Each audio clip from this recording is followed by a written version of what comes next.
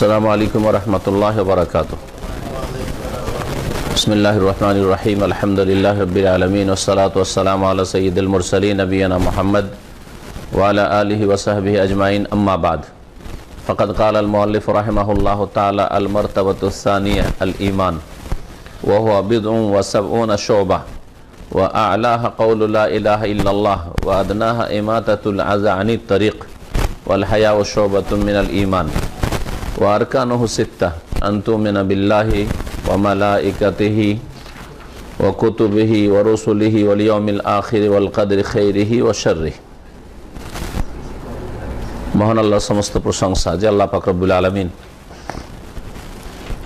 একক, যার কোনো শরীক নেই, যার প্রতি ঈমান বিশ্বাস স্থাপন করা প্রত্যেক মানুষের জন্য সবচেয়ে বড় ফরজ।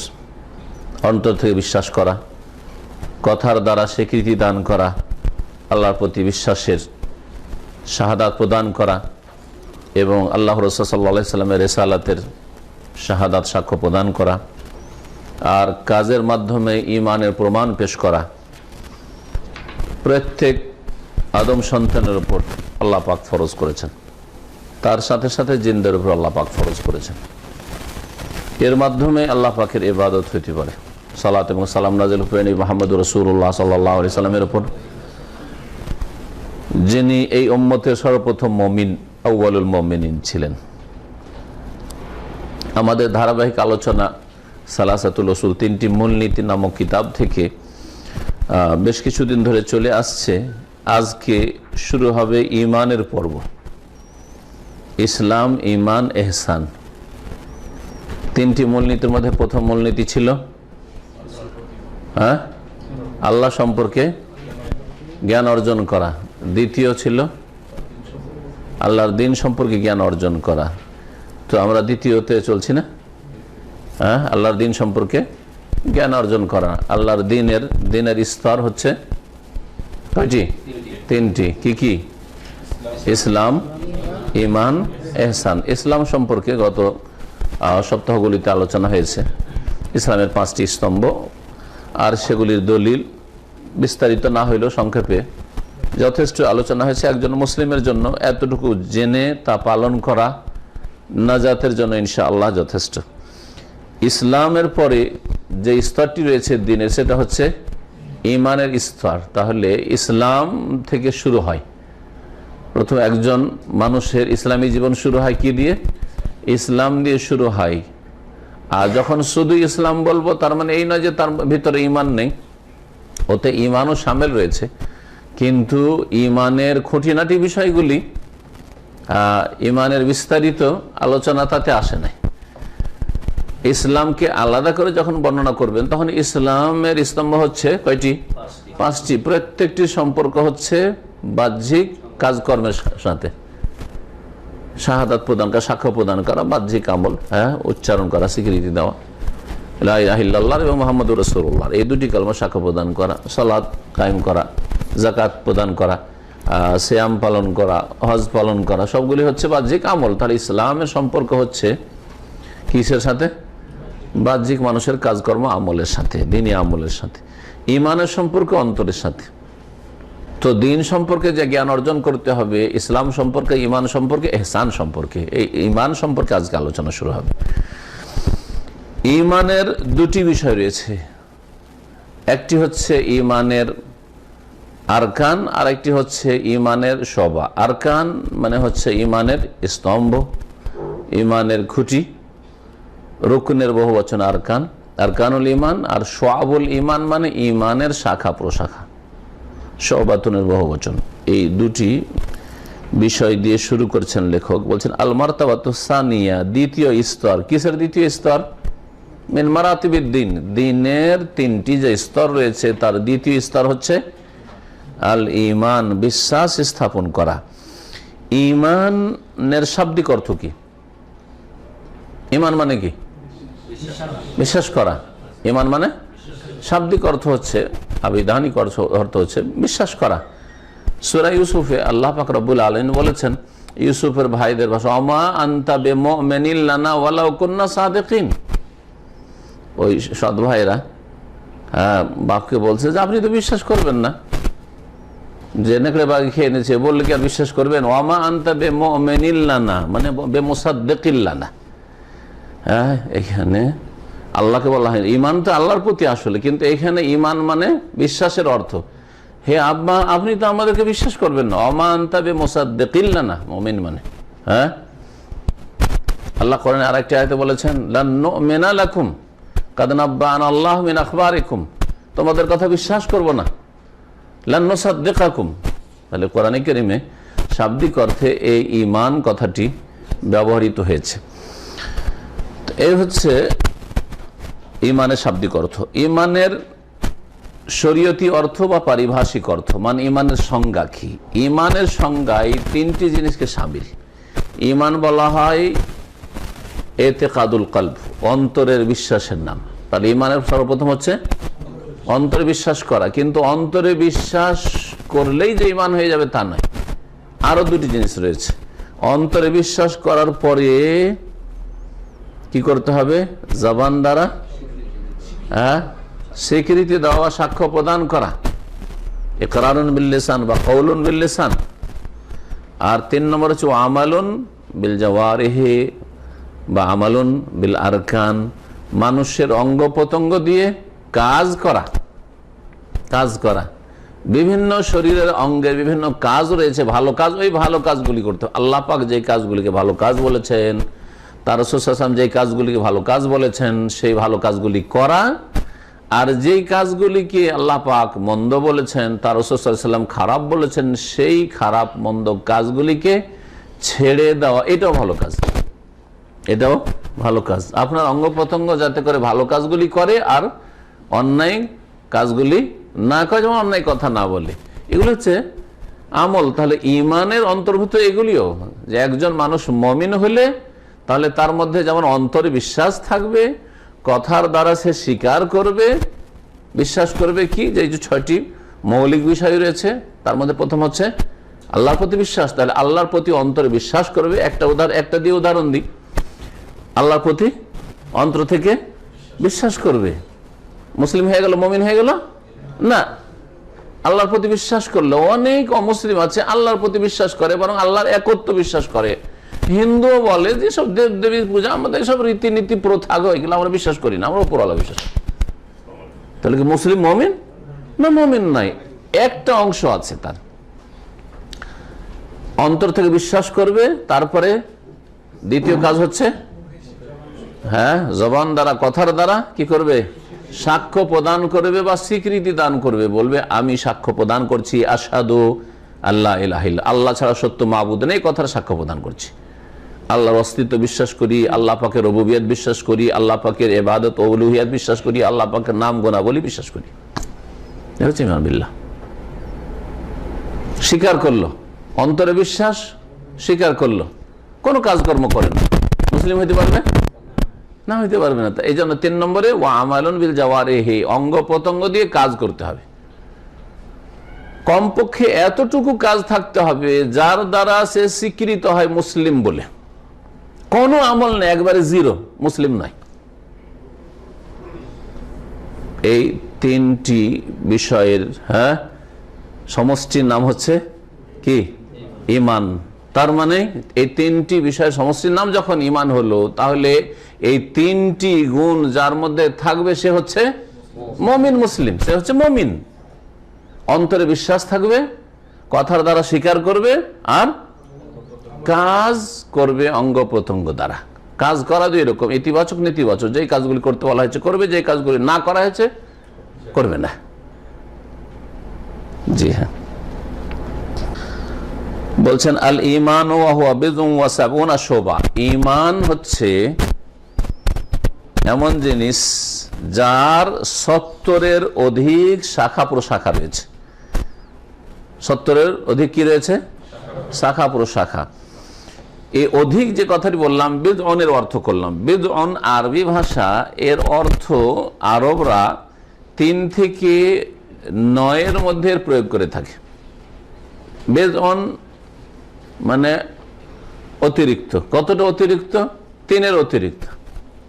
3 থেকে নিয়ে 9 পর্যন্ত, 3 হইতে পারে, 4 হইতে পারে, 5, 6, 7, 8, 9 পর্যন্ত হইতে পারে। এটাকে বেজন বলে। ফালাবিসা ফিস সিজনি বিদআ সিনিন, আল্লাহ পাক বলছেন ইউসুফ আলাইহিস সালাম সম্পর্কে, ইউসুফ আলাইহিস সালাম জেলে বেশ কয়েক বছরে, যে আমরা যে কয়েক বলি, কয়েক কাকে বলবেন?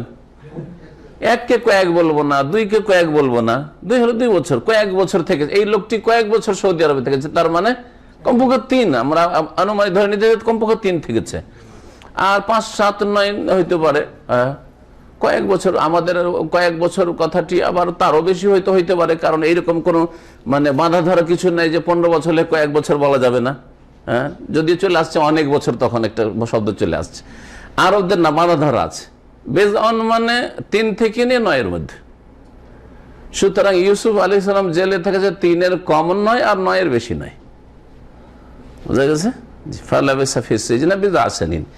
এখানে লেখক বলছেন হাদিসের ভাষায়, লেখক তো বলে দিতে পারতেন যে এতগুলি রয়েছে, যে নবী করিম সাল্লাল্লাহু আলাইহি সাল্লাম বলেননি যে 73টি শাখা রয়েছে, না 74, 75 রয়েছে, নাকি 78, 79 রয়েছে, বলেন নাই। বলেছেন যে 70-এর অধিক রয়েছে, 70-এর কিছু অধিক। জি, ওয়াহুয়া বিদউন ওয়া সাবউনা শুবাতান, আর ঈমানের 70-এর বেশি শাখা প্রশাখা রয়েছে। এই শাখা প্রশাখা সম্পর্কে নবী করিম সাল্লাল্লাহু আলাইহি সাল্লামের হাদিসে বহু শাখা, বরং সবগুলি শাখা বর্ণিত হয়েছে। কোরআনে কারীমেও আছে, যে কিছু যদি কোরআনে কারীম না থাকে তো রাসূলুল্লাহ সাল্লাল্লাহু আলাইহি হাদিসে রয়েছে। এই শাখা, বিশেষ করে ঈমানের শাখা প্রশাখার ওপরে একটি কিতাব ইমাম বাইহাকি, প্রখ্যাত মুহাদ্দিস, তিনি লিখেছেন। কিতাবের নাম হচ্ছে শুআবুল ঈমান। কিতাবের নামই হচ্ছে শুআবুল ঈমান। মিশকাত যারা পড়বেন, মিশকাত একটি হাদিসের প্রসিদ্ধ কিতাব, 12 উপমহাদেশে বাংলায় অনুবাদ আছে। বেশ কিছু হাদিস রয়েছে, আখরাজাহুল বাইহাকি ফি শুআবুল ঈমান। ইমাম বাইহাকি বর্ণনা করেছেন হাদিসটি কোন কিতাবে? শুআবুল ঈমান নামক কিতাবে, ঈমানের শাখা প্রশাখা সম্বলিত কিতাবে। ইমাম বাইহাকির আরেকটি কিতাব রয়েছে, সেটাতে আহকাম, মাসলা, মাসাইল সম্বলিত হাদিস রয়েছে, তার নাম হচ্ছে সোনানে কুবরা, আর সোনানুল কুবরা লিল বাইহাকি, ইমাম বাইহাকি সোনানে কুবরা। তো 70-এর বেশি কি রয়েছে?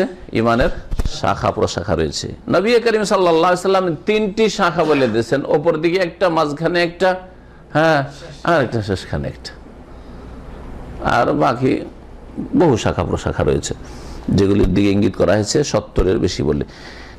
বুখারীতে এবং মুসলিমে এই 70-এর অধিক বলা হয়, কিছু অধিক বলা হয়েছে। একটি রওয়ায়াতে রয়েছে 60-এর অধিক, 60-এর অধিক। হতে পারে যে নবী করিম সাল্লাল্লাহু আলাইহি সাল্লাম প্রথম 60-এর অধিক বলেছেন, তারপর নবী সাল্লাল্লাহু আলাইহি সাল্লামকে জানানো হয়েছে, তখন আরো বাড়িয়েছেন। এটাও হইতে পারে সম্ভাবনা। আবার এটাও হইতে পারে যে বর্ণনাকারী 70-এর জায়গায় 60 বলে দিয়েছেন, এটা সম্ভাবনা, ভ্রমের সম্ভাবনা রয়েছে। ভ্রম হওয়ার সম্ভাবনা নেই কি মানুষের? নবী সাল্লাল্লাহু আলাইহি সাল্লামের নাই, কিন্তু সাহাবীর হইতে পারে, ভ্রম হইতে পারে, আল্লাহু আ'লাম। তো তারপরে যদি কেউ কম সংখ্যা বলে আর কেউ বেশি বলে, তো কোনটা নেবেন আপনি? বেশিটা যদি বিশ্বস্ত ব্যক্তির মাধ্যমে বর্ণিত হয় তাহলে নেওয়া যাবে। হ্যাঁ, বেশিটা সবসময় নেওয়া যাবে না। যদি দেখেন একটা লোক বেশি বলছে কিন্তু লোকটার কথা ঠিক নেই, কথার জমা খরচ নেই, আমাদের বলে কথা বেশি বলে, তাহলে কথা নেওয়া যাবে না। মিথ্যে কথা বলে, মরিচ মশলা দিয়ে কথা বলে, তাহলে তোর কথা বিশ্বাস করা যাবে না, বলা যায় না, হয়তো বাড়িয়ে বলছে।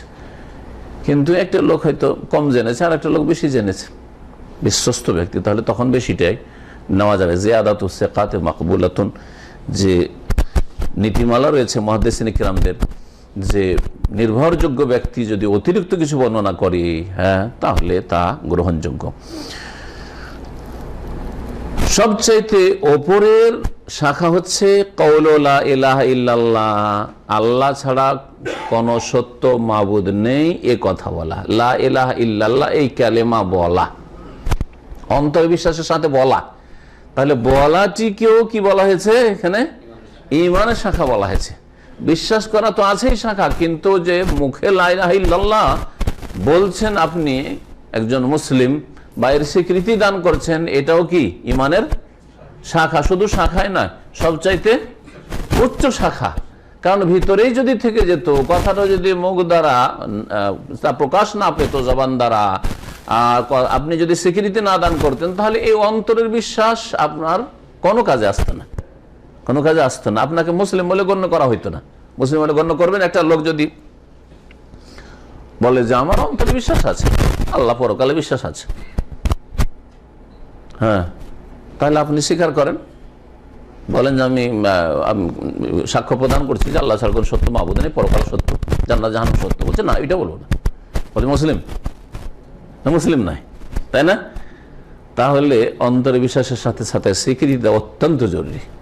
বহু মানুষ নবী সাল্লাল্লাহু আলাইহি ওয়াসাল্লামের জামানায় ছিল অন্তরে বিশ্বাস করতে কিন্তু কথাই স্বীকার করেন, সেই জন্য তারা কাফের হয়ে মারা গেছে, কাফের হয়ে মারা গেছে। যেমন রোমের রাজা, রোম সম্রাট, হ্যাঁ, হেরাক্লিস, সে আবু তালেব বিশ্বাস ছিল। আবু তালেব বলতো যে এই সৃষ্টির রব একই আছেন, কিন্তু বাবারে বাপ দাদা ধর্ম ছাড়তে পারছি না, লোকে কি বলবে, লোকে দুর্নাম করবে যে বাপ দাদার অবমাননা করলো, হ্যাঁ, বাপ আব্দুল মুত্তালিবের বেজ্জতি হবে আমার। এই কথাটি আমাদের এক শ্রেণীর বিদ্যার্থীরা বলে। যদি সহি আকীদা গ্রহণ করেন, হ্যাঁ, সহি আকীদার কথা বলেন, তোর বাপকে অস্বীকার করবি? আরে মূর্খতা, ওই কথাই যেই কথা আবু তালেব বলেছে, ওই জেহালত, ওই অজ্ঞতা জায়ামে জাহিলিয়াতে ছিল, জাহিলিয়াতের যুগে ছিল। তোর বাপ দুটার একটা, কোথাকার কথা কোথায় নিয়ে লাগিয়ে ওকে গোমরা করে জাহান্নামে নিয়ে যাবে। তোর বাপ এক না দুই। তোমার বাপ যদি শিরকের উপরে থাকে, কুফরের উপরে থাকে, তাহলে তোমাকে শিরক কুফরের উপরে থাকতে হবে, কবর মাজার পূজার উপরে থাকতে হবে, বিদআতের উপরে থাকতে হবে। দিনের ক্ষেত্রে বাপদাদা ধর্মে থাকতে, দুনিয়ার ক্ষেত্রে কেন বাপদাদা ধর্মে থাকতে হবে না? আমাদের অধিকাংশ লোক বাপদাদা চাষি ছিল, হয় চাষি ছিল, না হয় মজুর ছিল, দিন মজুরি করতো, আর না হলে অন্যরকম কোনো কিছু খেটে খেত, হাতের কাজ টাজ করে খেত, হ্যাঁ, ঠিক কিনা? আমার বাপ টেলার থাকলে আমাকে টেলার থাকতে হবে নাকি? হ্যাঁ, আমার কারো বাপ যদি চাষি থাকে তো চাষি থাকতে হবে নাকি? আমার বাপ যদি মুন্সি থেকে থাকে, আলেম না হয়ে থাকে, আমাকে তো আলেম হওয়াটা তো জুলুম হয়ে গেছে, তাহলে জালেম হয়ে গেছে আলেম হয়ে, তাহলে নাকি মুন্সি থেকে যেতে আমাকে? আশ্চর্য কথা। বাপ পাসপোর্ট তো দেখেইনি, পাসপোর্ট নামটা উচ্চারণ করতে পারবে না। অনেকের বাপ আছে ভালো করে উচ্চারণ করে, পাসপোর্টই উচ্চারণ করতে পারবে না, কি বলতে কি বলে। হ্যাঁ, আমাদের অঞ্চলে চিকিৎসা কেউ এটা বলতে চিকিৎসা, আপনাদের আছে, হ্যাঁ, মেলাগুলো সব উচ্চারণই করতে পারে না। ডাক্তারের কাছে চিকিৎসা করতে গেছিলাম, বুঝতে পারছেন? তো আপনার মা উচ্চারণ করতে না, বাপ উচ্চারণ করতে না, আপনি কেন আবার চিকিৎসা, হ্যাঁ, হ্যাঁ, ট্রিটমেন্ট, আর কত কি প্রেসক্রিপশন, আর কত কি বলছেন, কেন বলছেন ওইসব? হ্যাঁ, বাপকে অস্বীকার করেন? বাপ যেমন বলেছে মা বলেছে ওইরকম বলেন না। দুনিয়ার ক্ষেত্রে বড় জ্ঞানী না, বিদেশে আসবেন রিয়াল নিয়ে যাবেন, রিয়ালটাও জানতো না আপনার বাপ মা। দিন আগে নেন। কি বলছিলাম? সবচাইতে উঁচা শাখা হচ্ছে ইমানের লা ইলাহা ইল্লাল্লাহ বলা, ওয়াদনাহা, আর সর্বনিম্ন শাখা হচ্ছে ইমানের ইমাতাতুল আযা আনিত তরিক, রাস্তা থেকে কষ্টদায়ক বস্তুকে সরিয়ে দেওয়া।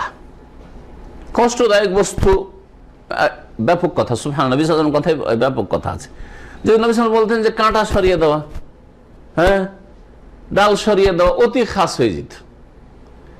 নবী কারীম সাল্লাল্লাহু আলাইহি ওয়াসাল্লাম যদি বলতেন পায়খানা সরিয়ে দেওয়া, হ্যাঁ, ময়লা আবর্জনা সরিয়ে দেওয়া, হ্যাঁ, ইত্যাদি ইত্যাদি, তাহলে অতি খাস হয়ে যেত, ঠিক না? নবী করিম সাল্লাল্লাহু আলাইহি ওয়াসাল্লাম যদি বলতেন যে ঝড়ের সময় গাছটা যদি রোডের রাস্তায় পড়ে যায়, তাহলে ওটা সরিয়ে দাও, তাহলে অতি শুধু সীমিত হয়ে যেত, ঠিক না? এইভাবে কষ্টদায়ক বস্তু, আমি তো কয়েকটা উদাহরণ দিলাম, যদি আপনি ভালো করে গভীরভাবে চিন্তা করেন যে কোন জিনিসটা আপনাকে কষ্ট দেয়, ওইটাই কষ্ট দেয়। রাস্তা দিয়ে চলছেন, হ্যাঁ, কষ্ট দেয়।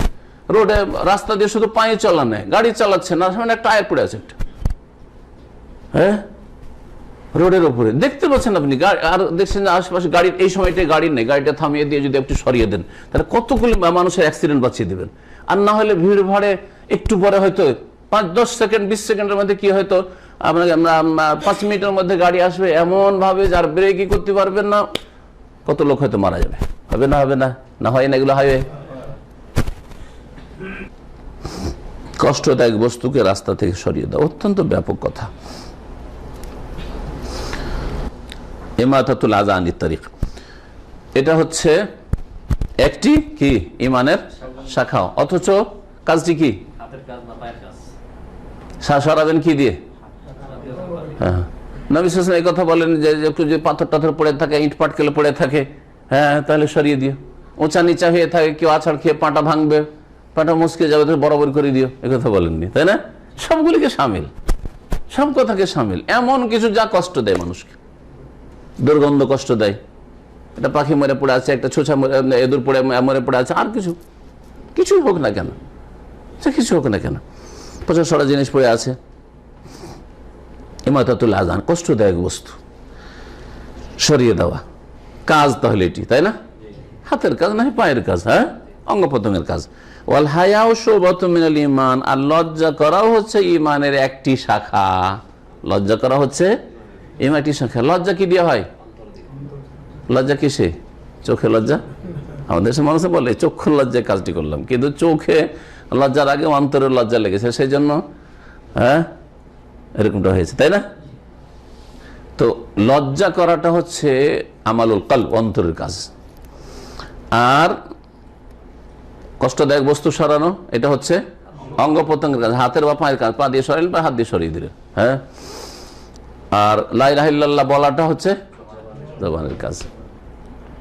এই তিনটি জিনিসের সমষ্টির নাম হচ্ছে ঈমান, সংজ্ঞাতে বলা হয়েছে। এই জন্য তাসদীকুন বিল কলবে বা বিল জিনানে ওয়া ইকরারুন বিল লিসানে, অন্তর থেকে বিশ্বাস করা আর অঙ্গীকার করা জবান দ্বারা, আর ওয়া আমালুন বিল আরকানে বা বিল জাওয়ারিহ, অঙ্গ প্রত্যঙ্গ দিয়ে আমল করা, কাজ করা। এই তিনটি বিষয়ের নাম হচ্ছে ঈমান। এই তিনটি থাকলে ঈমান, না হলে ঈমান নয়।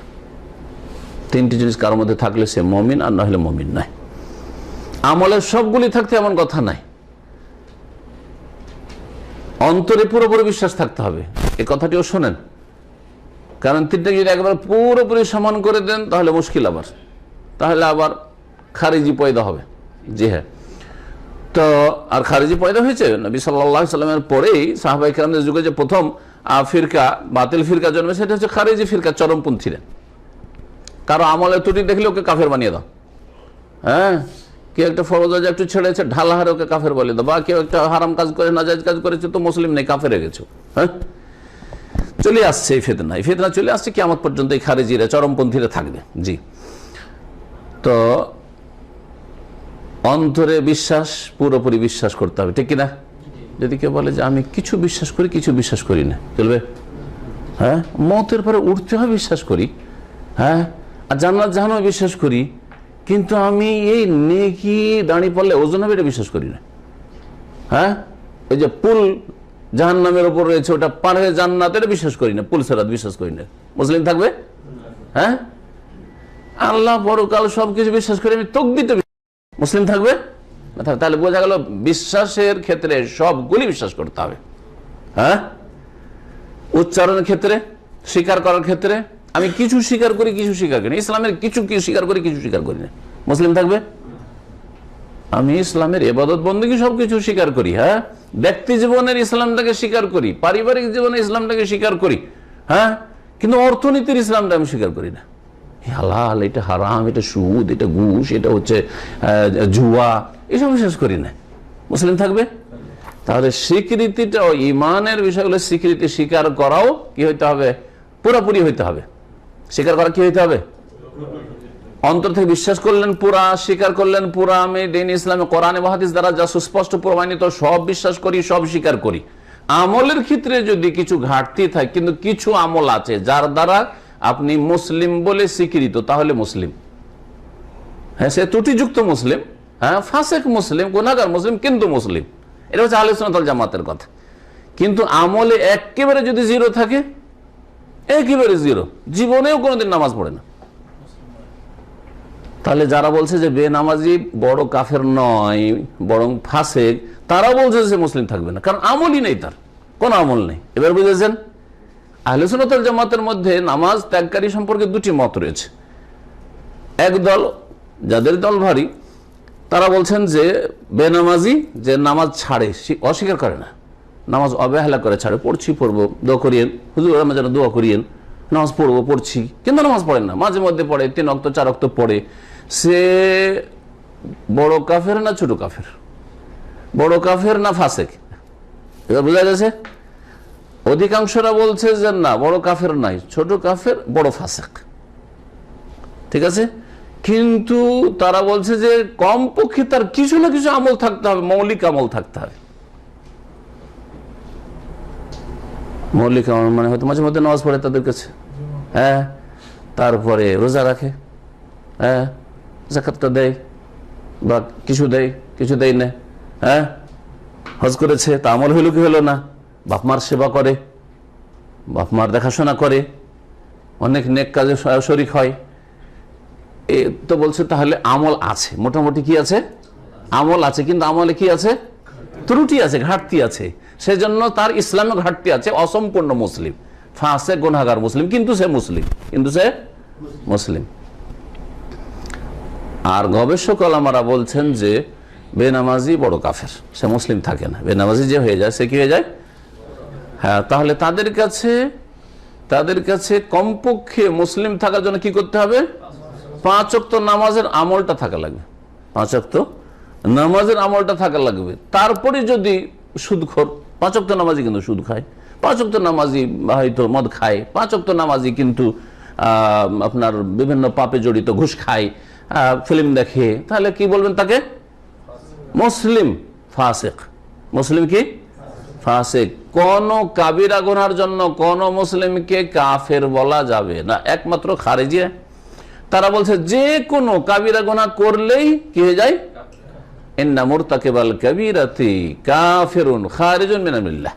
এটা হচ্ছে খারেজিদের চরমপন্থা, যে কাবিরা গুনাহ করলো ফরজ ওয়াজিব ছেড়ে অথবা হারাম নাজায়েজের কোনো একটি করে, সে বড় কাফের, ইসলাম থেকে বহিষ্কৃত। আহলে সুন্নাত ওয়াল জামাতের কেউ বলে না, হানাফিও বলে না, শাফিও বলে না, মালিকিও বলে না, হাম্বলিও বলে না, আহলে হাদিস মুহাদ্দিসিনরা বলে না, কেউ বলে না এই কথা। এবার বুঝেছেন? ইমানের বিষয়টি আজকে ভালো করে স্পষ্ট করে দিলাম। অন্য আলোচনা তো হয়তো আছে, কিন্তু আবার যারা হয়তো নতুন, তারা নতুন প্রথমে শুনলেন, অথবা যারা এর আগে শুনেছেন তাদের আবার নবায়ন হইল, কারণ এই বিষয়টিতে গিয়ে অনেকে স্লিপ করেছে, অনেকের পদস্খলন ঘটেছে, যার ফলে আরে এগুলো সরকারও না নাকি এত বড় অন্যায় কাজ করে, তো কাফের হয়ে যায়। আপনার কাফের ফতোয়া দেওয়াদেরকে দিল। ওর যদি অন্তরে বিশ্বাস থেকে থাকে, আর কথার স্বীকৃতি থেকে থাকে, আর কিছু না কিছু মৌলিক আমল যদি থাকে, হ্যাঁ, আর যারা বলছে যে 5 ওয়াক্ত নামাজ শর্ত, 5 ওয়াক্ত নামাজ থাকে, আর যদি কিছু কাবিরা গুনাহ, অনেক কাবিরা, জুলম অত্যাচার করছে, অথবা মদের পারমিশন দিচ্ছে, কাফের হয়ে যায় না তাতে।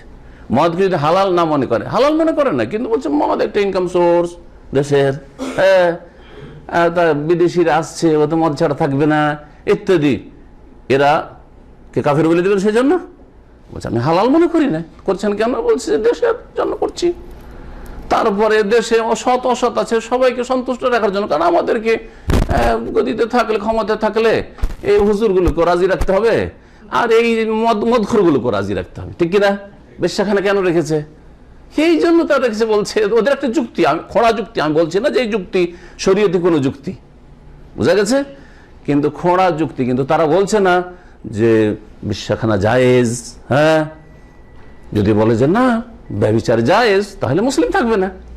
হ্যাঁ, যদি বলে আপনার কি বললাম মদ হালাল, তাহলে মুসলিম থাকবে না। কিন্তু না, হারাম বলছে, কিন্তু বলছে যে যা করবি কর, এটাও করে দিলাম, ওইটাও করে দিলাম। হ্যাঁ, অনেকে এইরকম ধ্যান ধারণা রাখে, মসজিদ তৈরি করে দিলাম, আর এদিকে তোমাদের জন্য বার ফারও তৈরি করে দিলাম, হ্যাঁ, আর এই ক্লাবও তৈরি করে দিলাম, যেখানে যাবে সেখানে যাও।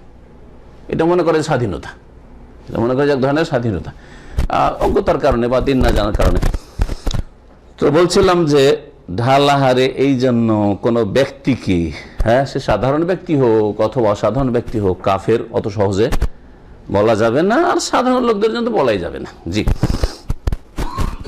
ঈমান সম্পর্কে আলোচনা করতে গিয়ে বললাম যে নবী করিম সাল্লাল্লাহু আলাইহি ওয়াসাল্লামের কথা যে কত যে ব্যাপক অর্থপূর্ণ, যে 3টি এক্সাম্পল দিয়েছেন ঈমানের শাখার।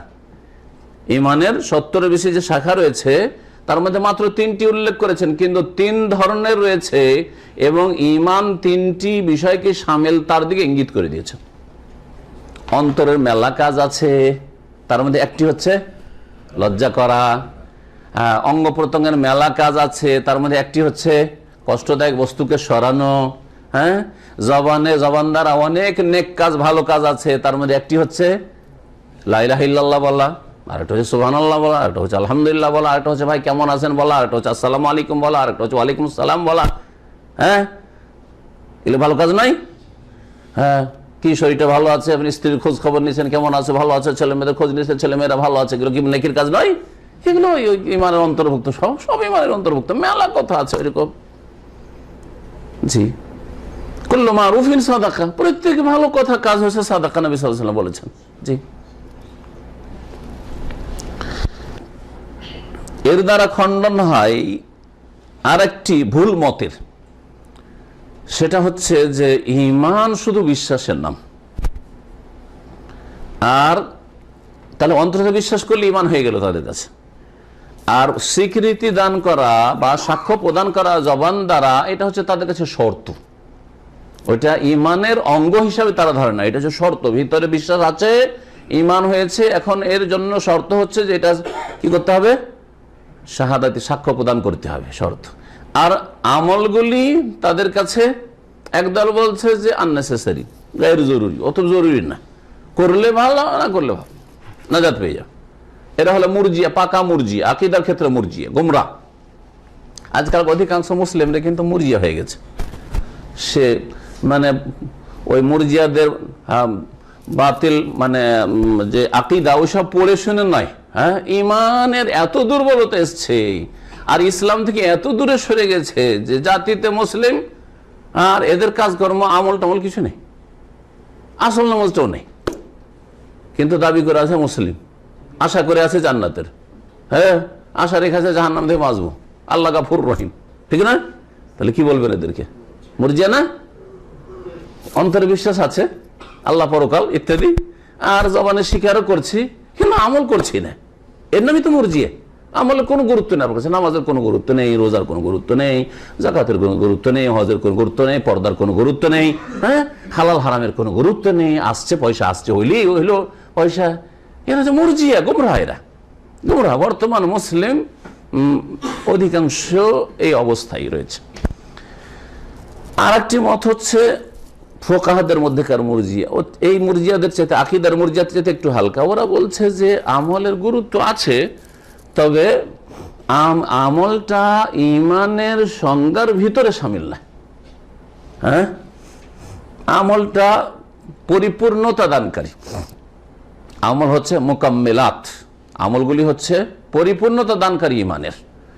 জি, তো এই মতটিও ভুল। আর এর খণ্ডন করার জন্য ইমাম বুখারী রাহমাতুল্লাহ আলাইহি কিতাবুল ঈমান, ঈমানের চ্যাপ্টার, ওয়াহির চ্যাপ্টার শেষ হইলেই সহিহ বুখারীতে কি রয়েছে, ঈমানের অধ্যায় রয়েছে। যারা সহিহ বুখারী বাংলা তরজমা সহ পড়বেন, দেখবেন শুরুতেই তিনি কয়েকটি আয়াত নিয়ে এসেছেন, আর তিনি বলতে চেয়েছেন যে ঈমান শুধু বিশ্বাসের নাম নয়, ঈমানের তিনটি বিষয় সমষ্টির নাম, কওলুন ওয়া ফিলুন ইয়াজিদু ওয়া ইয়ানকুসু।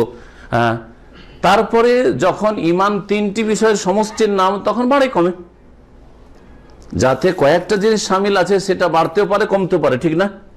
ঠিক কিনা? জি হ্যাঁ। আর যদি সেটা একটি শুধু হয়, ঈমান শুধু বিশ্বাসের নাম, ওরা বলছে যে বাড়েও না কমে না, বাড়েও না কমে না, এটা ভুল। জি, নবী করিম সাল্লাল্লাহু আলাইহি ওয়াসাল্লামের প্রসিদ্ধ হাদিস, জিবরাইলের হাদিস বলে যে হাদিসটি রয়েছে, 40 হাদিস পড়েছেন আপনারা? 40 হাদিসটি রয়েছে। হ্যাঁ, আর সেই হাদিসটি কি, নবী করিম সাল্লাল্লাহু আলাইহি ওয়াসাল্লামের কাছে জিবরাইল আলাইহিস সালাম আসলেন, সহিহ মুসলিম হাদিসটি রয়েছে।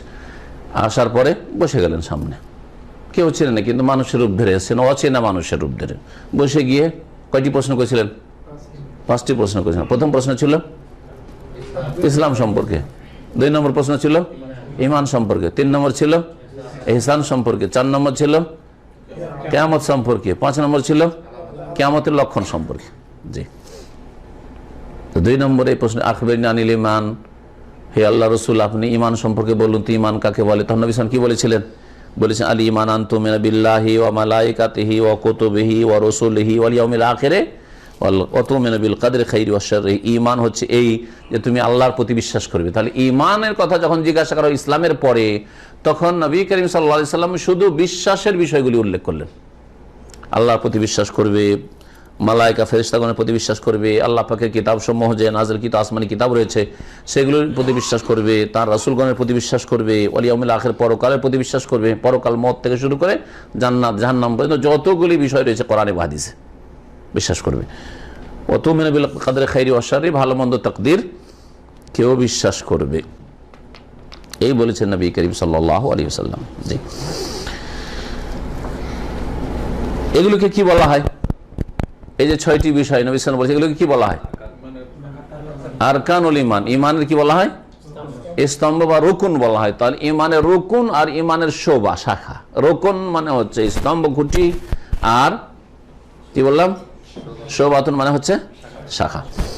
ওয়ারকানুল সিত্তাতুন, তাই লেখক বলছেন যে ঈমানের রুকুন সমূহ হচ্ছে 6টি। যেই 6টির কথা হাদিস থেকে বললাম যে আল্লাহর প্রতি, তার মধ্যে প্রথম হচ্ছে আল্লাহর প্রতি বিশ্বাস করা। এই দুটো তো পার্থক্যটা কি? তাহলে পার্থক্য কি? ঈমানের রুকন হচ্ছে 6টি আর ঈমান শাখা হচ্ছে 70-এর বেশি, কিন্তু আমরা তো দেখছি যে ওই শাখা বলতে গিয়ে কি রুকনগুলো ওদের মধ্যে আসে না? চলে আসছে তো, কিন্তু পার্থক্যটা কি? পার্থক্যটা বুঝলেন? পার্থক্য হচ্ছে যে ঈমানের আরকান যে 6টি বলা হয়েছে বা স্তম্ভ 6টি বলা হয়েছে, এই উসুলুল ঈমান বোঝানো হয়েছে, মানে ঈমানের মৌলিক বিষয়গুলি, বেসিক বুনিয়াদী বিষয়গুলি যেগুলির উপর ঈমানের ভিত রয়েছে, এগুলি না থাকলে ঈমানই নেই। এই 6টির একটি যদি আপনার মধ্যে না থাকে তাহলে আপনার ঈমান নেই, আপনি মুমিন না, মুমিন না, আপনি মুসলিম না। যেমন একটু আগে বললাম না যে 5টাই বিশ্বাস করেন কিন্তু আপনি তাকদীর বিশ্বাস করেন না, অথবা আপনি ঈমানের রুকন হচ্ছে 6টি, তাই না? আরে পৌনে 6টাই বিশ্বাস করেন আপনি, পরকালের 1-2টা স্তর বিশ্বাস করেন না। হ্যাঁ, কবরের জীবনে সৎ লোকদের জন্য আল্লাহর নিয়ামত রয়েছে, অসৎ লোকদের জন্য শাস্তি রয়েছে, এই কথা বিশ্বাস করে না কেউ, তাহলে মুসলিম হবে? হবে না। তো এই হচ্ছে ঈমানের রুকুন। তাহলে রুকুনগুলি গুরুত্বপূর্ণ বিষয়, হ্যাঁ সবগুলি গুরুত্বপূর্ণ, কিন্তু রুকুন হচ্ছে মৌলিক বিষয়গুলি, বুনিয়াদী বিষয়। আর যখন শাখা বলবো তো শাখার মধ্যে যেগুলি মৌলিক বিষয় ওগুলো আসবে, আর ও ছাড়াও দিন ইসলামের হালাল হারাম ওয়াজিব, তারপরে মুস্তাহাব, সব চলে আসবে। তাই বলছেন যে যেই ঈমানে আমলগুলি শামিল, আর আমলে যতগুলি ধরন রয়েছে আর যতগুলি প্রকরণ রয়েছে শামিল, সেগুলি হচ্ছে 70-এর বেশি, আর সেগুলিকে শাখা বলা হয়। তাহলে শাখার অধিকাংশগুলি আমলের সাথে সম্পর্কিত। তাহলে ঈমানের মধ্যে আমল ঢুকলো না, এটা হচ্ছে কোরআনে বা হাদিসের কথা যে আমলটা ঈমানেরই অন্তর্ভুক্ত, ঈমানের ভিতরে আমল রয়েছে। আর যারা বলছে যে আমল আলাদা জিনিস আর ঈমান শুধু অন্তরের জিনিস, সেটা ভুল। এটা শাব্দিক অর্থ, কিন্তু এটা শরীয়তের পরিভাষায় ঈমান বলা যায় না। আল্লাহ রাব্বুল আলামিন সালাতকে, নামাজকে ঈমান বলেছেন। সূরা বাকারা আয়াত নম্বর 143 বলছেন ওমা কান আল্লাহু লিইউযিয়া ঈমানাকুম, আল্লাহ এমনটা করবেন না যে তোমাদের আমল, তোমাদের ঈমানকে তিনি নষ্ট করে দিবেন। ওমা কান আল্লাহু লিইউযিয়া ঈমানাকুম, আল্লাহ এমন নন যে তোমাদের ঈমানকে কি করবেন? নষ্ট করে দিবেন। ঈমান নষ্ট করে দিবেন, ঈমান আমি নষ্ট করা কি জিনিস? এই কথার পটভূমিকা রয়েছে, বুঝা গেছে? আসলে হয়েছিল কি, নবী করিম সাল্লাল্লাহু আলাইহি ওয়াসাল্লাম যখন মক্কা থেকে মদিনে আসলেন, আসার পরে 16 থেকে 17 মাস কোন দিকে মুখ করে নামাজ পড়েছিলেন? বাইতুল মুকাদ্দাসের দিকে মুখ করে নামাজ পড়েছিলেন। আর তারপরে হুকুম হলো যে কাবা ঘরের দিকে মুখ ফিরিয়ে না, ঠিক না? কাবা ঘরের দিকে যখন মুখ ফেরানোর ফাওয়াল্লি ওয়াজহাকা শাতরাল মসজিদুল হারাম যখন হুকুম নাযিল হলো, তখন সাহাবায়ে কেরামদের অনেকের বাপ, অনেকের মা ওই 16-17 মাসের মধ্যে মারা গেছে। ওরা কাবাকে সামনে করে নামাজ পড়ার সুযোগ পায়নি, তার আগে মারা গেছে।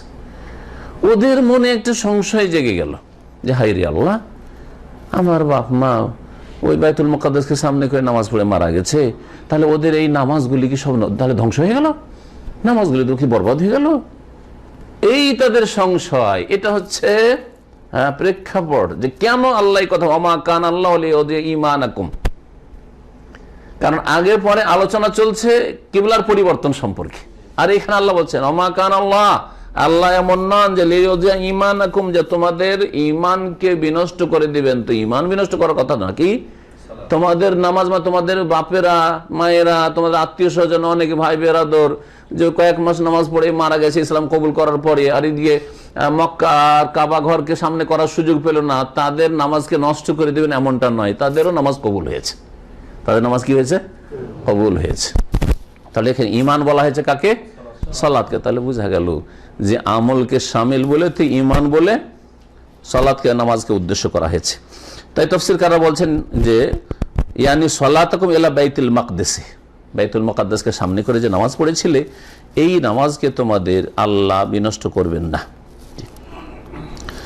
এখন আল্লাহর প্রতি ঈমান, এটি হচ্ছে ঈমানের যে 6টি স্তম্ভ রয়েছে তার সর্বপ্রথম। আল্লাহর প্রতি ঈমান কেমন করে আপনার সম্পূর্ণ হবে? দেখেন, আমরা কিন্তু সবাই মুসলিম, তাই না? সবাই মুমিন, ঠিক না? মুমিন মুসলিম, কিন্তু আমরা দিন সম্পর্কে মানে আমাদের জ্ঞানের এত শোচনীয়তা আর এত দুর্বলতা যে দেখেন, হয়তো প্রাকৃতিক ভাবে আপনার ঈমান আছে, না যে ঈমান নেই, কিন্তু আপনার ঈমান সম্পর্কে জ্ঞানের অভাব, যে এই বিষয়গুলো বিশ্বাস করতে হবে, না হলে মুমিন হইতে পারবো না, মুসলিম হইতে পারবো না। বলেন, কে বলবেন? আল্লাহর প্রতি ঈমান কিভাবে কমপ্লিট হবে আপনার? হ্যাঁ, কে বলছেন? কে আস্তে করে বললো? 4টা বিষয়ের মাধ্যমে। আর কেউ? 3টা? হ্যাঁ,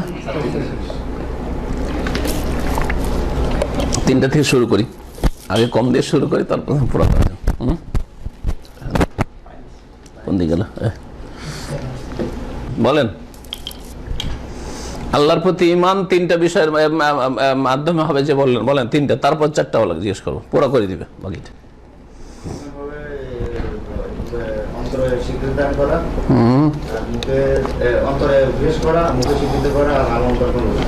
এটা তো ঈমানের সংজ্ঞা, কিন্তু আল্লাহ, এটা হলো সমস্ত কিছুর ক্ষেত্রে আল্লাহর প্রতি ঈমান। আরো যে 5টি বিষয় রয়েছে, 6টি বিষয়ের ক্ষেত্রে এটা অন্তরে বিশ্বাস করতে হবে আল্লাহকে, যেমন তেমনি অন্তরে বিশ্বাস করতে হবে মালাইকাকে। কথাতে স্বীকার করতে হবে যে মালাইকা আছে, আর কাজে পরিণত করতে হবে যদি কাজের জিনিস থাকে। তো ওই রকমই কিতাব রাসূল সম্পর্কে অন্তরে বিশ্বাস করতে হবে, আর কথায় স্বীকার করতে হবে যে এটি আল্লাহর কিতাব কোরআনে কারীম, এবং কাজে পরিণত করতে হবে যে কোরআনে রয়েছে সেটা আমল করতে হবে। বোঝা গেছে? তো তাকদীরের ক্ষেত্রে ওই রকমই। আর ঈমান আল্লাহর প্রতি, এখন খাস একটা বিষয় সম্পর্কে আলোচনা শুরু করেছি। ঈমানের যে 6টি পিলার বা স্তম্ভ রয়েছে, তার প্রথম স্তম্ভ হচ্ছে ঈমান বিল্লাহ, আল্লাহর প্রতি ঈমান। আল্লাহর প্রতি ঈমান কমপ্লিট হবে, হ্যাঁ, কয়টি বিষয়ের মাধ্যমে?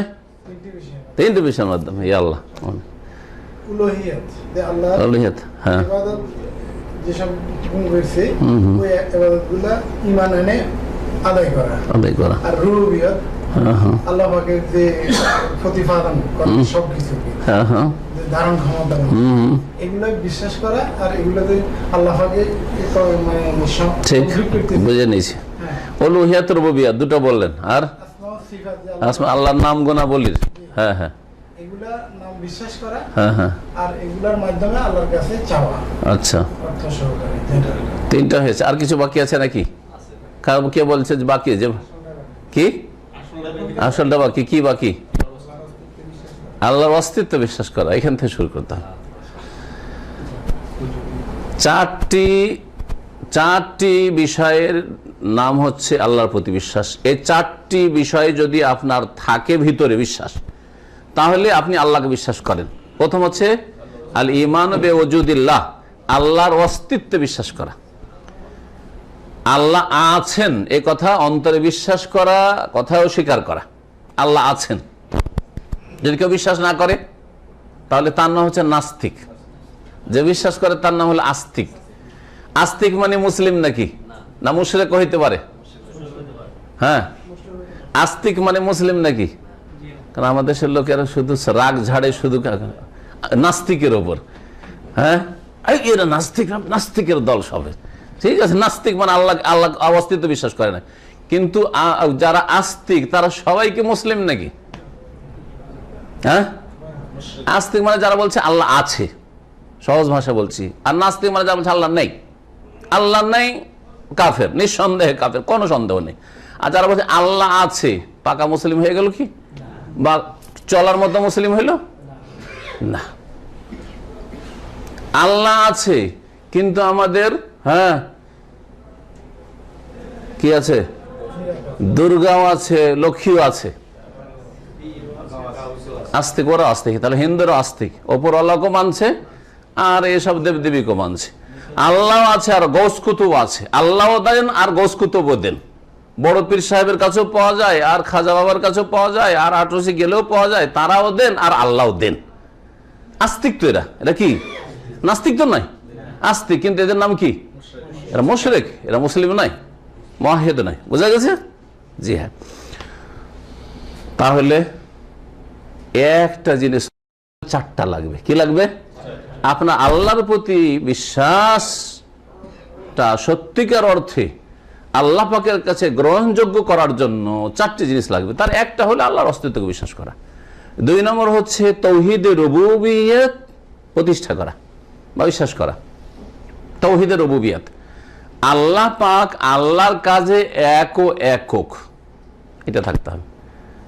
আল্লাহ তার কাজে কি? একক। আল্লাহর কাজে কেউ শরীক নেই।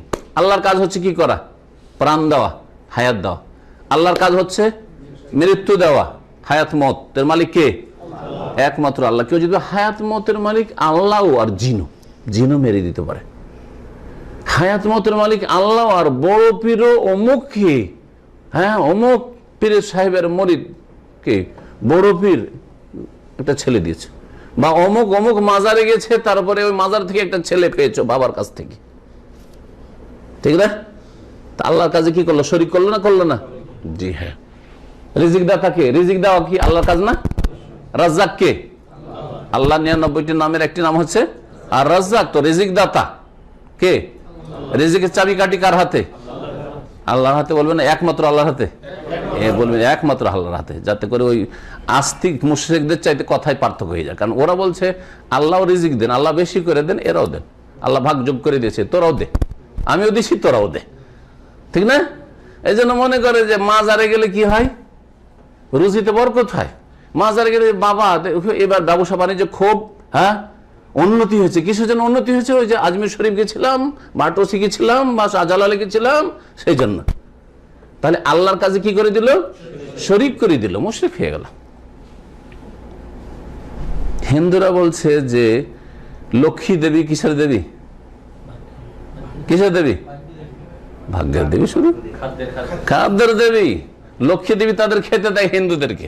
আপনি যদি বলেন যে খাজা বাবা আমাদের হ্যাঁ এই ব্যবসা বাণিজ্যে যে ফলন এটা খাজা বাবার দান, তাহলে পার্থক্য কোথায়? একই কোথায়? আপনি যদি বলেন না না না, তো দুটো পার্থক্য। লক্ষ্মী দেবী এটা মূর্তি, আরে ওই মূর্তিটার পিছনে বড় ব্যক্তি মনীষী আছে, হ্যাঁ, যার কারণে মূর্তি বানিয়ে পূজা করছে। আর আপনার বড় ব্যক্তি তো আপনার যে বুজুর্গ, যাকে মনে করছেন যে রিজিক দাতা, হ্যাঁ, তাকে আপনার শুয়ে পূজা করছেন। এটুকু পার্থক্য, কোনো পার্থক্য আর নেই। গায়রুল্লাহকে আল্লাহর কাজ দিয়ে দেওয়া, এটা হচ্ছে বড় শিরক। রুবুবিয়্যাত প্রতিষ্ঠা করতে হবে। 2 নম্বর, আল্লাহ পাকের কাজ, যতগুলি কাজ রয়েছে, উন্নতি অবনতির মালিক কে? হ্যাঁ, ঠিক না? সুস্থতা অসুস্থতার মালিক কে? রোগ দেনেওয়ালাও আল্লাহ আর ভালো করেনেওয়ালাও আল্লাহ। কেউ যদি মনে করে যে ওই মাজারে গেছিলাম, হ্যাঁ, যে মাজারের মাটি নিয়ে এসে খেয়েছিলাম, হ্যাঁ, হয়তো ইত্যাদি ইত্যাদি, তাই ওতে ভালো হয়েছে, ওতে ভালো হয়েছে, তাহলে মনে করলো যে শেফা ওখান থেকে এসছে, তার আল্লাহর সাথে শিরক করলো না? করলো না? আল্লাহ শেষ করলো। তাহলে আল্লাহর প্রতি ঈমান তার হইল না? ঈমান নেই। আল্লাহর কাজে আল্লাহর একত্ব প্রতিষ্ঠা করা, তাওহীদ রুবুবিয়্যাত যেটাকে বলা হয়। খুব সহজ বাংলাও বলে দিচ্ছি, আরবিতেও বলে দিচ্ছি। যেটাতে আমরা মুখস্থ থাকে, মুখস্থ থাকে না থাকে আমরা মগজে ঢুকিয়ে থাকতে হবে যে এটা আমার থাকতে হবে, না হলে আমার ঈমান থাকবে না। 3 নম্বর হচ্ছে আল্লাহর প্রতি ঈমান কমপ্লিট করার জন্য তাওহীদে উলুহিয়্যাত বা তাওহীদের ইবাদত, বান্দেগীর ক্ষেত্রে আল্লাহর একত্ব প্রতিষ্ঠা করা। অর্থাৎ কোন ইবাদত বন্দেগীতে আল্লাহর সাথে কাউকে শরীক করবেন না। ওয়ালা ইউশরিক বিইবাদাতি রাব্বিহি আহাদা, রবের ইবাদতে কাউকে যেন শরীক না করা হয়। বুঝা গেছে? ইবাদত হচ্ছে সিজদা, সিজদা একমাত্র কাকে করবেন? আল্লাহকে সিজদা। আর যদি মাজারে সিজদা, তাহলে আল্লাহর প্রতি ঈমান কমপ্লিট হয় না, নেই ঈমান, আস্তিক কিন্তু মুশরিক। হ্যাঁ, দোয়া ইবাদত না? গুরুত্বপূর্ণ ইবাদত, দোয়াই হচ্ছে ইবাদত। নবী সাল্লাল্লাহু আলাইহি ওয়াসাল্লাম বলেছেন। তো দোয়া, নামাজের ভিতরের বাইরের দোয়া, মসজিদের দোয়া আল্লাহর কাছে, আর মাজারের দোয়া বাবার কাছে। তাহলে দোয়াতে শরীক করে ফেললো। ঠিক আছে, কখন আল্লাহকে ডাকে, কখনো ইয়া গাউস মাদাদ, ইয়া বাবা মাদাদ করে। তাহলে আল্লাহর কাছেও চাইলো, আল্লাহর কাছেও দোয়া করলো, আর অন্যের কাছেও দোয়া করলো। দোয়া করা মানে আহ্বান করা। দোয়া করা মানে কি? আহ্বান করা। তো একমাত্র আল্লাহকে আহ্বান করতে হবে অসাধারণ কাজের ক্ষেত্রে। অসাধারণ কাজের ক্ষেত্রে, সাধারণ ক্ষেত্রে কাউকে ডাকেন আপনি, যে ভাই আসেন, এটা আমার একটু হেল্প করে দেন, চলেন। কিন্তু অসাধারণ কাজের ক্ষেত্রে কাকে ডাকবেন? একমাত্র আল্লাহকে। তো তাওহীদুল ইবাদা হয়ে গেল। বাকি থাকলো কি? হ্যাঁ, ঈমান কমপ্লিট করার জন্য আর একটা তাওহীদ রয়েছে, তাওহীদুল আসমাই ওয়াস সিফাত। আল্লাহর নাম এবং গুণাবলীর ক্ষেত্রে আল্লাহর একত্ব প্রতিষ্ঠা করা। অর্থাৎ কোরআন এবং হাদিসে আল্লাহর নাম এবং গুণাবলী যেগুলি এসছে, সেগুলি না অস্বীকার না করে স্বীকার করবেন। হ্যাঁ, তার ধরন জানার চেষ্টা না করে, আমি ধরন জানি না কিন্তু বিশ্বাস করি। ঠিক আছে, সাদৃশ্যতা পোষণ না করে, কারোর সাথে তুলনা না করে, বোঝা গেছে? সেগুলি কি করা? বিশ্বাস করা। বিকৃতি না ঘটিয়ে, অর্থের বিকৃতি ঘটাবেন না। আল্লাহ পাকের নাম গুণাবলীর অর্থের বিকৃতি ঘটা যাবে না। আল্লাহ পাক বলছে আল্লাহ পাকের হাত, বলছেন আল্লাহর হাত নেই, আল্লাহর কুদরতি হাত আছে। আল্লাহ বলছেন আল্লাহর চেহারা, ওয়ায়াবকা ওয়াজহু রাব্বিক, ওয়াজহুন মানে ফেস, চেহারা। আপনার চেহারা আপনার মতো, আল্লাহর চেহারা আল্লাহর মতো। চেহারা বললে যে আপনার মতো হয়ে যাবে না, এটা হারাম। কিন্তু আপনি চেহারাকে অস্বীকার করবেন না। চেহারা মানে সত্তা, চেহারা মানে কি? সত্তা। তাহলে আপনি কি করলেন? বিকৃতি ঘটালেন। তাহলে আপনি তাওহীদুল আসমা সিফাত বিশ্বাস করেন না। তো এই চারটি বিষয়ের সমষ্টির নাম হচ্ছে আল্লাহর প্রতি ঈমান, যার মধ্যে কি আছে? তাহলে এই চারটি জিনিস আছে। আল্লাহর অস্তিত্বকে বিশ্বাস করে, হ্যাঁ, আল্লাহর কাজে আল্লাহর একত্ব প্রতিষ্ঠা করে, আল্লাহর ইবাদত বন্দেগীতে একত্ব প্রতিষ্ঠা করে, আল্লাহর নাম গুণাবলীর ক্ষেত্রে একত্ব প্রতিষ্ঠা করে। সেই ব্যক্তি হচ্ছে মুমিন বিল্লাহ, আল্লাহর প্রতি বিশ্বাসী। সেই ব্যক্তি হচ্ছে আল্লাহর প্রতি বিশ্বাসী। আল্লাহ পাকের অস্তিত্ব আছে, এটা হচ্ছে প্রথম বিষয়, তাই না? দলিল কি যে আল্লাহর অস্তিত্ব আছে? একজন মুসলিম যে বলে আমি কোরআন হাদিস বিশ্বাস করি, তার জন্য তো সহজ, তার জন্য সহজ যে কোরআনে কারিমে আছে, রসুলের হাদিসে আছে আল্লাহর কথা, আল্লাহকে বিশ্বাস করি। কিন্তু একজন নাস্তিক বলছে তোমার দলিল কি, যুক্তি কি? আপনি যদি বলেন যে কোরআন, বলছে তোমার কোরআনই তো বিশ্বাস করি না। হ্যাঁ, রসুলের হাদিস তো রসুলকে বিশ্বাস করি না বলবে, হ্যাঁ ও শয়তান, তাই না? তাহলে তার সামনে তখন আপনাকে লজিক লাগবে, যুক্তি লাগবে, বোঝা গেছে? অন্য দলিল লাগবে। কোরআনের আয়াত আর রসুলের হাদিস মানতে রাজি না, তাহলে অন্য দলিলের প্রয়োজন আছে। যখন আমাদের কাছে স্টক আছে তখন দেবো তাদেরকে, বুঝছেন না? এক নম্বর আমাদের কাছে কোরআনে কারীমের দলিল, দুই নম্বরে রাসূলুল্লাহ হাদিসের দলিল। কিন্তু এগুলি ফর মুসলিমের জন্য, যে আত্মসমর্পণ করি আল্লাহর সামনে, রাসূলের সামনে আত্মসমর্পণ করে, যে আল্লাহর কথা মানি, রাসূলের কথা মানি, তার জন্য তো ঠিক আছে, যথেষ্ট। আমার জন্য কোনো যুক্তির দরকার নেই। একজন মুসলিম যে আল্লাহ এবং রাসূলের কথা মানে, তার জন্য যুক্তি দিয়ে বুঝাইতে হবে যে আল্লাহর অস্তিত্ব আছে, কোনো প্রয়োজন করে না। কিন্তু একজন নাস্তিকের জন্য, একজন অমুসলিমের জন্য, একজন কাফেরের জন্য, যে অস্বীকারী, যে অবাধ্য, আমি মানি না ওইসব কথা, তার জন্য যুক্তির অবশ্যই প্রয়োজন রয়েছে। যুক্তিগুলি শোনেন সংক্ষেপে। আল্লাহর অস্তিত্বের প্রমাণ মানুষের প্রকৃতিতে রয়েছে, নেচারে। প্রত্যেক মানুষের নেচারে আল্লাহ পাক এই কথা রেখেছেন যে আল্লাহ আছেন। আপনার প্রকৃতি বলে যা আছেন, তাহলে মুখে কেন বলছেন না? এটা হচ্ছে আপনার হঠকারিতে। নাস্তিকের এটা হচ্ছে কি? হঠকারিতে। এটা হচ্ছে অহংকার। হ্যাঁ, এটা হচ্ছে তার অহংকার, অহংকার দেখাচ্ছে, কিন্তু তার প্রকৃতিতে কথা রাখা আছে যে আল্লাহ আছেন। জি, এটাকে ফিতরাত বা দালিলুল ফিতরা, সেটাকে বলা হয় কি? দালিলুল ফিতরা। আর দুই নম্বর হচ্ছে দালিল আকল। আকল মানে যুক্তি, জ্ঞানগত যুক্তি রয়েছে, জ্ঞান দিয়ে, বিবেক দিয়ে বোঝানো যাবে, এটা আকল। ওয়াদালিলুশ শারআ, আর শরীয়তি দলিল। শরীয়তি দলিল হচ্ছে কোরআন এবং হাদিসের দলিল, কোরআন এবং হাদিসের দলিল। আর ওয়াল হিস, আরেকটি দলিল হচ্ছে অনুভূতির দলিল। অনুভূতি, আপনার অনুভূতি বলে যে আল্লাহ আছে। প্রত্যেকের অনুভূতি আছে না নেই? অনুভূতি আছে, বুঝলেন তো? আপনি একটা জিনিস স্পর্শ করছেন আর আপনাকে লাগছে গরম, সারা দুনিয়া যদি বলে যেন এটা ঠান্ডা, আপনি বিশ্বাস করবেন? কেন? আমাকে গরম লাগছে, তুমি বলছো ঠান্ডা। এখানে আমাদেরকে লাগছে গরম, ঘেমে যাচ্ছি, আর কেউ যদি বলছে ঠান্ডা, খুব ঠান্ডা, তো কি বলবেন? হ্যাঁ হ্যাঁ, ও পাগল না আপনারা পাগল? আপনারা গরমে থাকতে পারছেন না, ঘেমে যাচ্ছেন, আর বলছে খুব ঠান্ডা লাগছে, শীত লাগছে। ওকে পাগল বলেন না, আপনার পাগল, ও পাগল, তাই না? কারণ আপনার হিস, আপনার অনুভূতি কি বলছে? যেন গরম লাগছে, ঠিক না? জি জি ভাই, চেখে দেখছেন লবণও সাদা আর চিনিও সাদা। হ্যাঁ, চেখে দেখে চিনি, আর আপনার স্ত্রী বলছে না তোমাকে তো লবণ দিলাম, কি বলবেন আপনি? হ্যাঁ, হয়তো ভুল করেছো, না হয় পাগলামি করছে, না মিথ্যা বলছে, ঠিক না? হয় পাগল হয়ে গেছে, আর না হয় ভুল করেছো, তুমি দিতে গেছো লবণ দিয়ে দিয়েছো তুমি, হ্যাঁ উল্টো পাল্টা করেছো, আর না হলে কি হয়েছে? মাথা খারাপ হয়েছে, না হয় তুমি মিথ্যা কথা বলছো। এগুলি না বলবেন। আপনার অনুভূতির বিপরীত কোনো কথা মানতে রাজি না আপনি, ঠিক না? চোখে দেখছেন যে এখানে অ্যাক্সিডেন্ট, দুর্ঘটনা হইল এই গাড়িটার, বলছেন না না কিছু হয়নি, তো বিশ্বাস করবেন? এটা অনুভূতিতে। হ্যাঁ, অনুভূতি শক্তি মানুষের স্পর্শে রয়েছে, চোখে রয়েছে, কানে শুনছেন, হ্যাঁ নাকে শুনছেন, আতর বলছেন পচা গন্ধ, বিশ্বাস করবেন? কখনো বিশ্বাস করবেন না। এগুলোকে অনুভূতি বলা হয়। তো অনুভূতিরও দলিল রয়েছে আল্লাহ পাকের অস্তিত্ব সম্পর্কে। এখন শোনেন একটু করে, সময় তো হয়ে গেছে, নাকি পরে শোনানো যাবে? এই কথাগুলি বলি দে। দলিলুল ফিতরা, প্রাকৃতিক দলিল আল্লাহর অস্তিত্ব সম্পর্কে। প্রত্যেক সৃষ্টি, শুধু মানুষ না, প্রত্যেক সৃষ্টির আল্লাহ পাক রব্বুল আলামিন তার প্রকৃতিতে এ কথা রেখে দিয়েছেন যে আল্লাহ রব্বুল আলামিন আছেন, আল্লাহর অস্তিত্ব আছে, আল্লাহর অস্তিত্ব আছে। জি, এই কথাই নবী করিম সাল্লাল্লাহু আলাইহি সাল্লামের হাদিসে রয়েছে, মা মিন মাউলুদিন ইল্লা ইউলাদু আল ফিতরা, বা মা মিন মাউলুদিন ইউলাদু আল ফিতরা, দুই রকম করে হাদিস হয়েছে। যে কোনো শিশু জন্মাই কিসের ওপর? ঈমান, বিশ্বাসের প্রকৃতির ওপর। এখানে ফিতরা মানে ফিতরাতুল ঈমান, ফিতরাতুল ইসলাম, হ্যাঁ ঈমান ইসলামের প্রকৃতির ওপর। তাহলে একজন মানুষ যখন জন্মায়, আর তাকে যদি মানুষ শয়তান জিন শয়তান বিভ্রান্ত না করে, মানুষ শয়তান জিন শয়তান অনিষ্ট থেকে যদি তাকে রক্ষা করতে পারা যায়, তাহলে কখনো বিভ্রান্ত হবে না। তার নেচারে আল্লাহর অস্তিত্ব রয়েছে।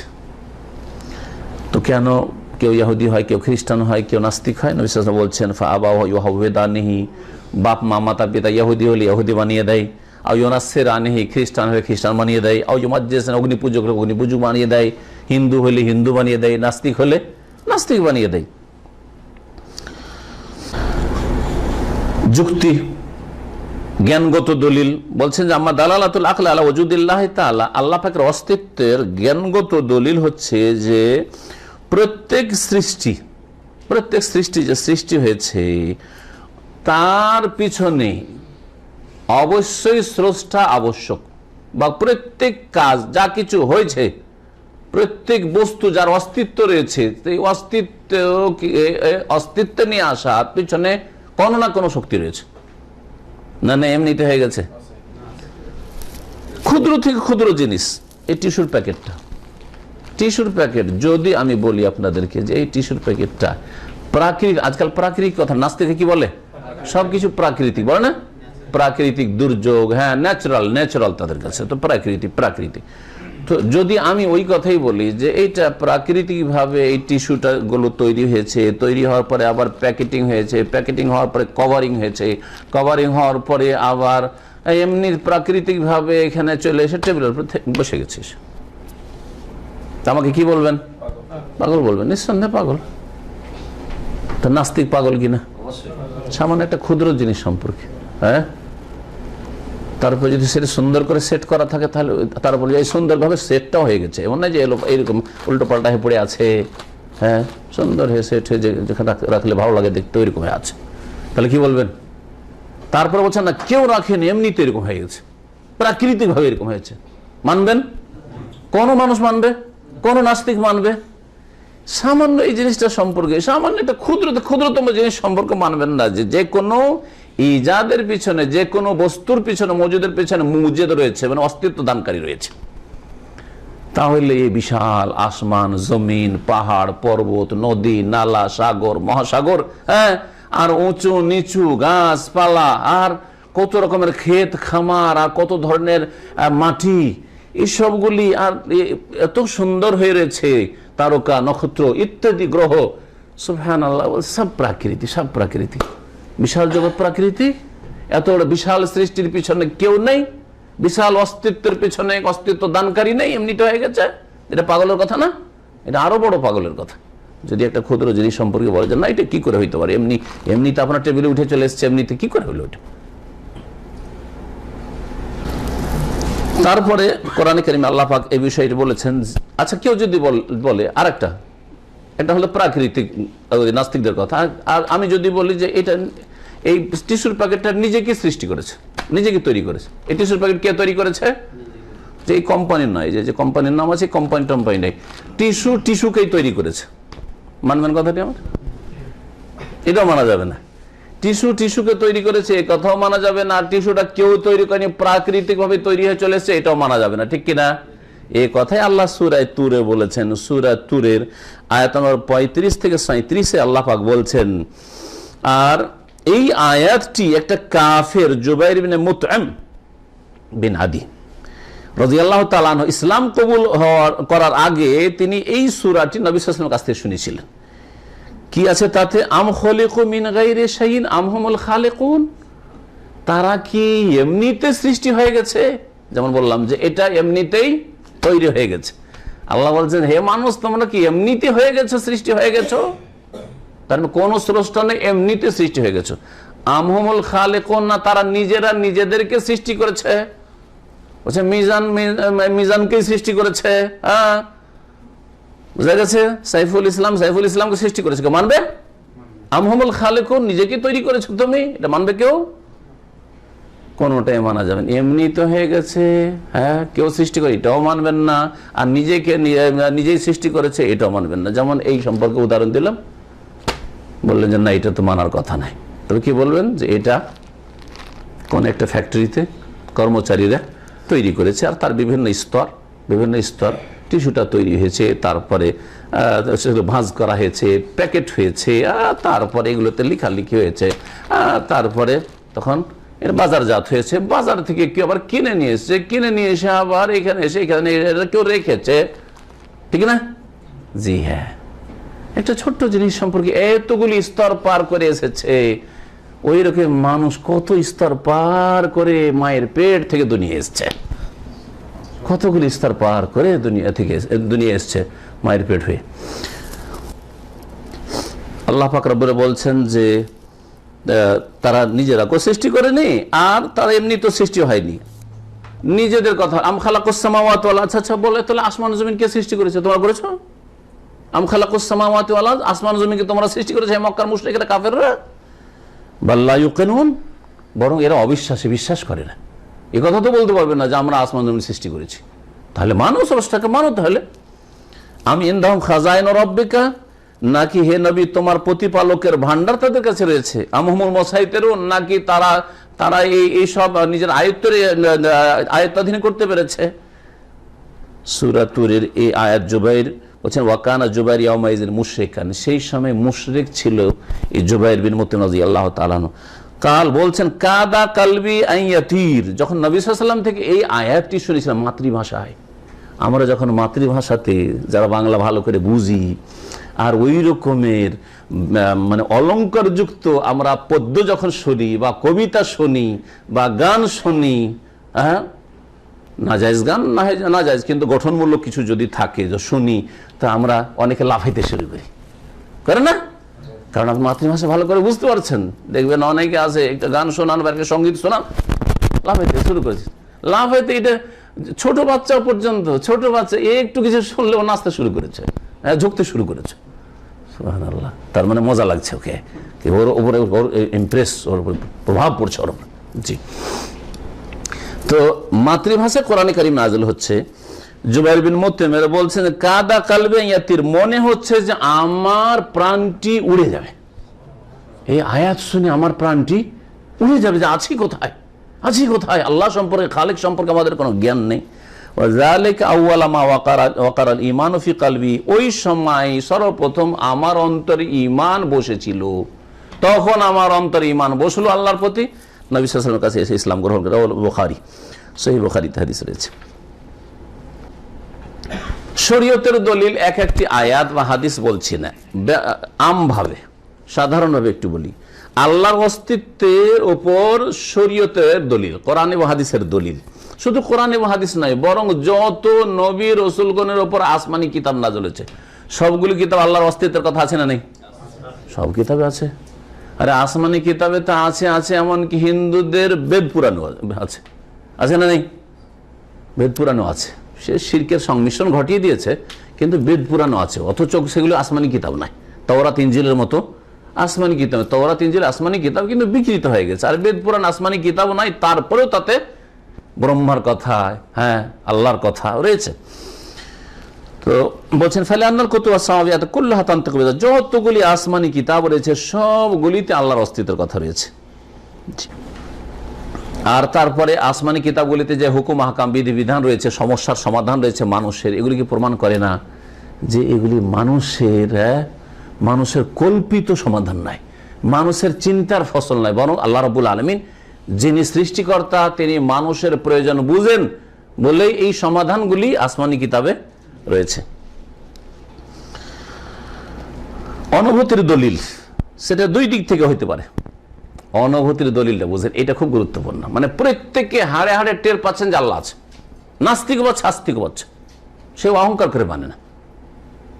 যে নাস্তিক আল্লাহর অস্তিত্ব মানে না, সে অহংকার করে মানে না, হঠকারিতার কারণে মানে না, কিন্তু হাড়ে হাড়ে টের পাচ্ছে যে আল্লাহ আছেন।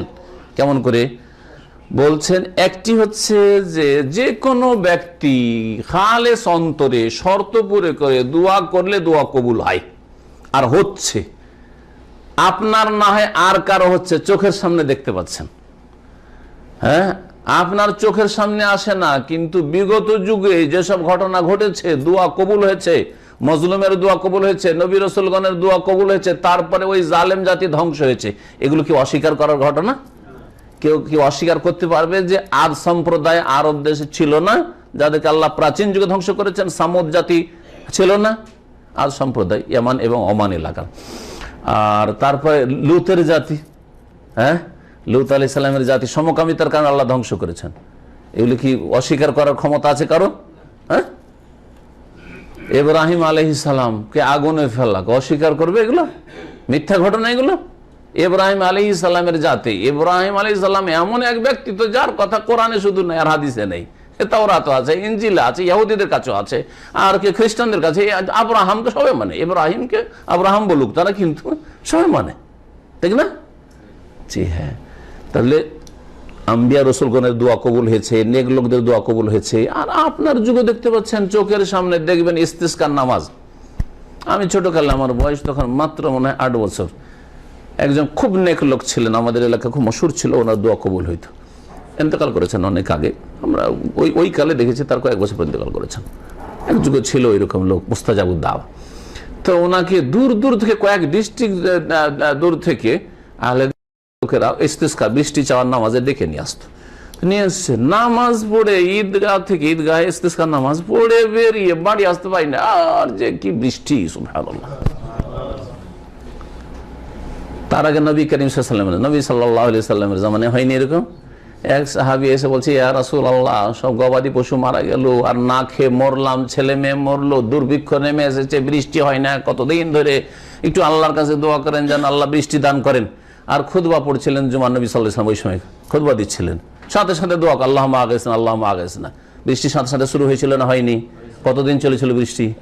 1 সপ্তাহ, তাও থামেনি। আবার তারপরের জুমাতে ওই ব্যক্তি অথবা আরেক ব্যক্তি, ইয়া রাসূলুল্লাহ, গেলাম, ডুবে মরলাম, হ্যাঁ সব ডুবে, গবাদি পশু না পানি ছাড়া মরছিল, এখন পানিতে ডুবে মরছে, বাড়ি ঘর তাহাদ্দামাতিল বৈদ, বাড়ি ঘর সব ভুষড়ে পড়ে গেল, ভেঙে পড়ে গেল। জি, দোয়া করে রাস্তাঘাট ওয়ানকাতাতিস সব, রাস্তাঘাট সব বন্ধ হয়ে গেছে, চলাফেরা বন্ধ হয়ে গেছে, বাড়ি থেকে বেরোতে পারি না। দোয়া করে আল্লাহর কাছে আইয়ম সে কান্না, যে বৃষ্টি থেমে যাক। সাথে সাথে বৃষ্টি থেমে গেল। বলছে যে আমরা জুমা পড়ে বেরোচ্ছি, খুদবার পরে জুমা পড়তে আর কতক্ষণ লাগে, দেখছি যে ওনাহান নাম শিফিস শামস, রৌদ্র, রৌদ্র 1 সপ্তাহ ধরে সূর্য দেখেননি। মারায়না শামসা সাবতান, সাবতান মানে উসবুয়ান, এখানে 1 সপ্তাহ আমরা সূর্যের চোখ দেখিনি, সূর্য চোখে দেখিনি। আর সাথে সাথে নবী সাল্লাল্লাহু আলাইহি ওয়াসাল্লামের দোয়া কবুল হয়েছে। এগুলো কি প্রমাণ করে না যে দোয়া সুন্নাহওয়ালা আছেন? তিনি কে? হ্যাঁ, তিনি আল্লাহ, তিনি আল্লাহ। এটা হচ্ছে কি? অনুভূতির দলিল, অনুভূত জিনিস। দোয়া কবুল হচ্ছে। হ্যাঁ, জালেমকে আল্লাহ সম্মানিত করেছেন, মাজলুমকে আল্লাহ ধ্বংস করছেন, বহু ঘটনা আজকের অতীতের রয়েছে। আর বলবেন যে আল্লাহ নেই? তাই বলছে ইন্না নাসমা নুশাহিদু মিন ইজাবাতিদ দাইন। তারপরে অসহায় ব্যক্তি, আরে ব্যক্তি জীবনে, আপনার জীবনে বেশি বেশি দোয়া করে বালা মুসিবত পড়লে দেখেন যে কিভাবে আল্লাহ পাকের মুসিবত হালকা হয়। আশ্চর্য হয়ে যাবেন, আপনি আশ্চর্য হয়ে যাবেন। জি জি, আমল করতে শিখেন, কিন্তু বিদাতে আমল করিয়েন না, যে আল্লাহ খতম ইউনুস করবো, ওগুলো আবার করিয়েন না। ইউনুস আলাইহিস সালামের দোয়া, সুবহানাল্লাহ, একটু টেনশন হয়েছে, পরীক্ষিত, সারাদিন একবারে উঠতে বসতে চলতে ফিরতে লা ইলাহা ইল্লা আনতা সুবহানাকা ইন্নী কুনতু গনা গনি, আল্লাহ গনছে, আল্লাহ ফেরেশতারা করছে, আমার গনার কি দরকার আছে? ঠিক না? আমার কাজ হচ্ছে পড়া, কিন্তু অন্তর থেকে পড়া, শুধু মুখে না, মুখের সাথে অন্তরের মিল দেখি, মানে অন্তর লাগিয়ে পড়া। এই করে দেখা যাচ্ছে সুবহানাল্লাহ, যেই টেনশনটা করছিলাম ওখানে গিয়ে দেখি সব টেনশন হালকা হয়ে গেছে, কিছুই নেই, এমন কোনো ব্যাপারই না। আমি অনেক বড় ব্যাপার মনে করছিলাম। পরীক্ষিত, আপনি পরীক্ষা করে দেখেন, আপনার অনুভূতিতে তখন হাড়ে হাড়ে টের পাবেন যে আল্লাহ দোয়া শুননেওয়ালা আছেন। জি,